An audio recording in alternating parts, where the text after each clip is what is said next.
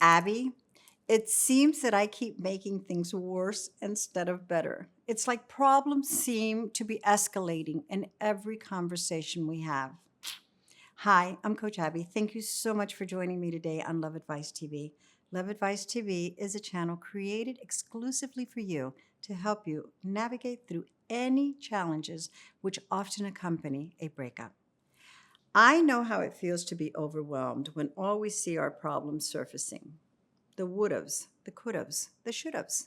Yet, what if I told you that problems in reality build spiritual muscle by allowing us to rely on our faith?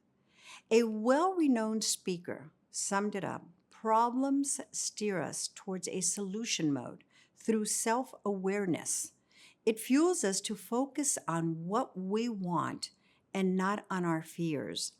As we begin to connect the dots in our search for a solution, in the process, we learn to recover from a sense of hopelessness and tackle obstacles we encounter with more confidence. We focus on what we want and not on what we are afraid of. Remember that the law of attraction 101 simply states energy attracts energy. Our main goal is to raise our positive energy frequency as much as we can. Every day I'm asked, Abby, how can I tell if I'm in a positive frequency mode? And it's very simple. It's by the way you feel. That feeling that everything's okay. And if it's not, that it will eventually be okay. The universe is timeless. Patience and solutions must go hand in hand. Let's talk a little bit about expectations when we communicate with our ex. First and foremost, creating expectations are a stepping stone for disappointments. Am I saying that we should just toss things in the wind and see how and where things fall? Not necessarily. What I am saying is to allow things to unfold in a lighthearted way. We are anxious to make things right, to seal the deal, leading us often to take conversations to a place which we should avoid visiting at all costs: the place of blame, the place of clinginess, of begging. We also position ourselves in a place of rejection, leading to hurt feelings, many times causing us to respond in a hurtful way ourselves. Remember, hurt people hurt others, and we perpetuate the negative back and forth between each other instead of allowing our time apart to have diffused the differences and anger that triggered the breakup in the first place, where we go back to where we left off, resurfacing all the reasons which led to the breakup. We must avoid that at all costs. The main goal, the main goal behind any communication is not necessarily to get our point across, or for that matter, to insist we are sorry or they are sorry or we want to go back and let's make pretend none of this happened and the white picket fence and we lived happily ever after. No, the goal is to create an inviting environment for a follow-up conversation, whether through text or meetup. If we allow drama to dominate the conversation, we often pull back radically and avoid initiating contact. After all, who wants drama? Also, refrain from blowing up their phone, even if it's just to say hello.